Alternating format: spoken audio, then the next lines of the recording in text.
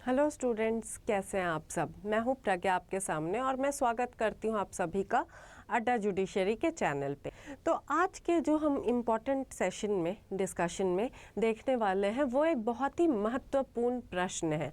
तो क्या है क्वेश्चन ये है कि क्या जो आदिवासी पॉपुलेशन है इंडिया की, जो ट्राइबल पॉपुलेशन है इंडिया की, उनको अपना अलग धर्म मिलना चाहिए या नहीं। ठीक है, तो ये क्वेश्चन का जो आंसर है वो हम आज के अपने इस सेशन में डिस्कस करने वाले हैं।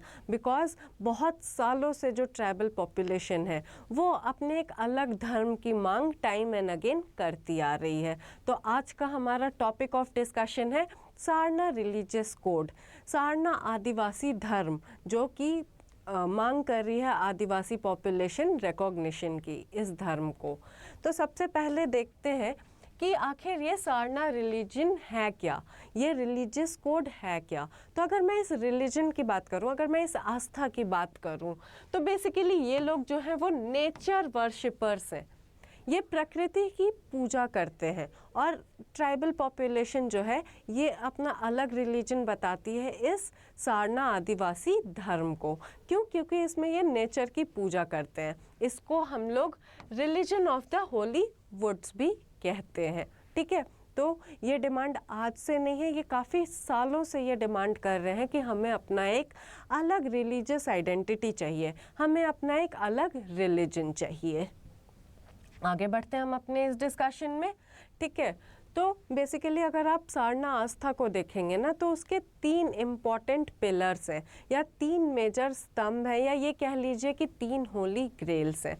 तो सबसे पहला है लैंड, ठीक है, यानी ज़मीन, फिर जल यानी वाटर, और तीसरा है जंगल यानी forest. Believers of the Sarna faith do not practice idol worship, nor do they adhere to the concept of the Varna system, heaven, hell, etc. तो ये हिंदू रिलीजन से कैसे अलग है? क्योंकि ये ना मूर्ति की पूजा करते हैं, ना कोई कास्ट या वर्ण सिस्टम में मानते हैं। इनफैक्ट ये स्वर्ग और नरक के भी कंसेप्ट को नहीं मानते हैं। ठीक है, ये जो रिलीजन होता है ये काफ़ी ज़्यादा अलग है हिंदू धर्म से।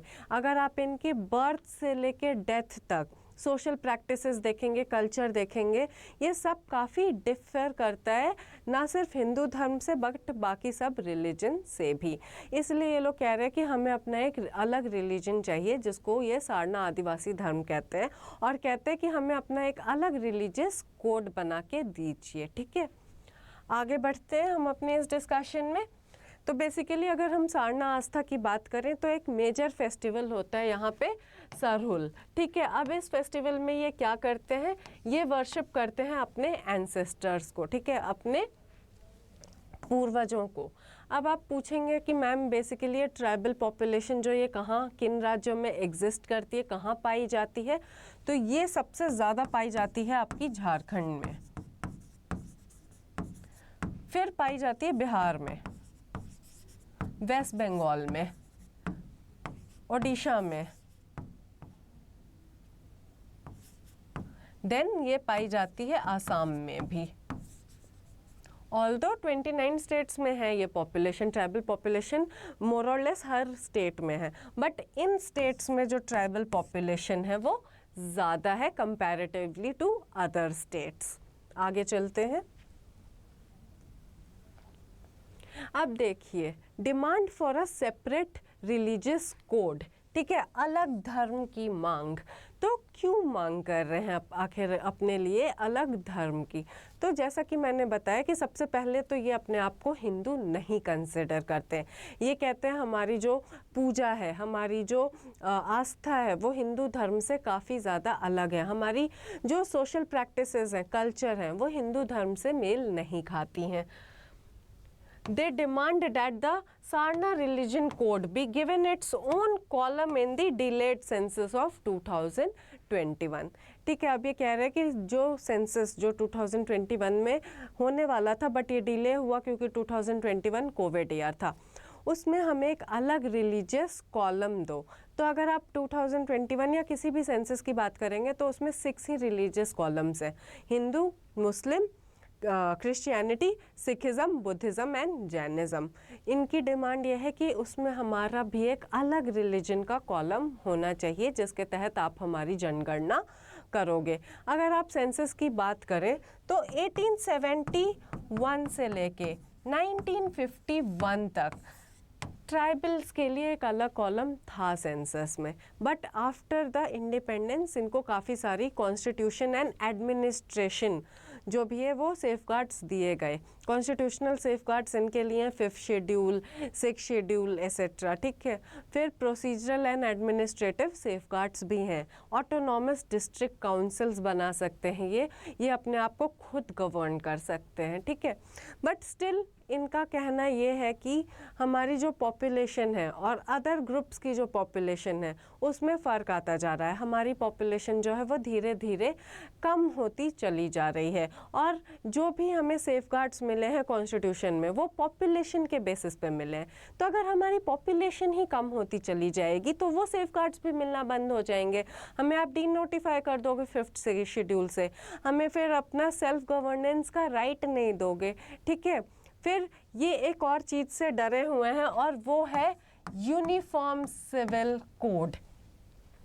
यूनिफॉर्म सिविल कोड ये बात करता है कि इंडिया में जैसे एक यूनिफॉर्म क्रिमिनल कोड है वैसे ही सारे पर्सनल लॉज को हटाओ और एक uniform civil code all over India apply कर दो, जिससे no matter whatever the religion वो पर्सन गवर्न होगा। क्योंकि अभी हम देखेंगे तो जितने भी रिलीजन हैं उनके पर्सनल लॉज अलग हैं, और ट्राइबल्स भी इसी बात से डरे हुए हैं कि जैसे ही यूनिफॉर्म सिविल कोड इम्प्लीमेंट होगा ट्राइबल की जो सोशल प्रैक्टिसेस हैं, कल्चरल प्रैक्टिसेस हैं, उनके जो यूनिक प्रैक्टिसेस हैं वो सब छिन जाएंगी उनसे, क्योंकि हो सकता है कि काफ़ी सारी प्रैक्टिसेस उसमें अनरीजनेबल भी हो as per the modern society.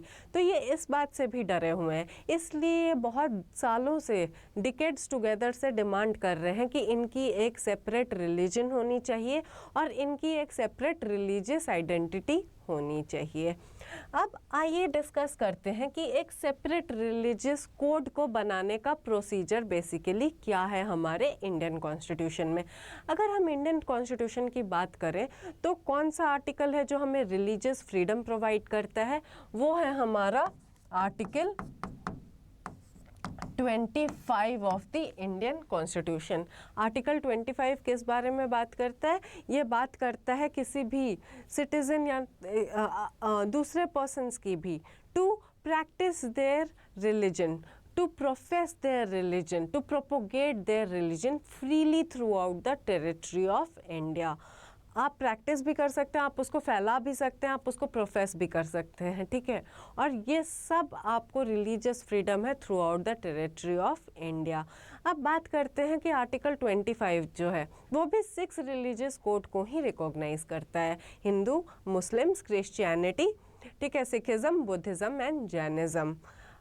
अब अगर कोई और रिलीजियस कोड बनाना है, ठीक है, तो वो कोई स्टेट सब्जेक्ट नहीं है। ये पावर किसके हाथ में है? ये पावर है पार्लियामेंट के हाथ में। पार्लियामेंट क्या करेगी कि एक लेजिस्लेशन लाएगी इसके रिगार्डिंग, वो legislation both the houses of the parliament से पारित होना चाहिए या पास होना चाहिए, तभी बनेगा एक सेपरेट रिलीजियस कोड।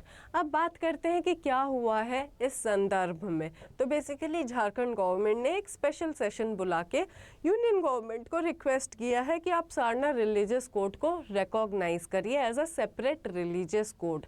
आप ट्राइबल पॉपुलेशन को उनकी एक डिस्टिंक्ट रिलीजियस आइडेंटिटी ग्रांट करिए। बट यूनियन गवर्नमेंट ने अभी तक इस चीज़ पे कुछ भी नहीं कहा है। बट क्योंकि लोकसभा चुनाव चल रहे हैं और इसमें एक राहुल गांधी जी का बयान आता है कि अगर इंडिया ब्लॉक पावर में आती है तो वो सारना रिलीजियस कोड को या सारना आदिवासी धर्म को रिकॉग्नाइज कर देंगे एज अ डिफरेंट रिलीजन। इसीलिए ये मुद्दा अभी काफ़ी ज़्यादा उठा हुआ है, डिबेट में है, ठीक है।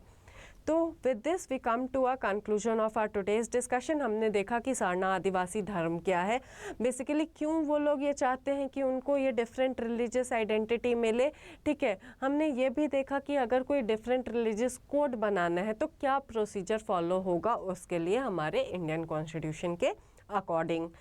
तो कमेंट सेक्शन में आप मुझे बताइए आपको क्या लगता है, क्या आदिवासी पॉपुलेशन के लिए इंडिया में कोई सेपरेट धर्म होना चाहिए या नहीं होना चाहिए?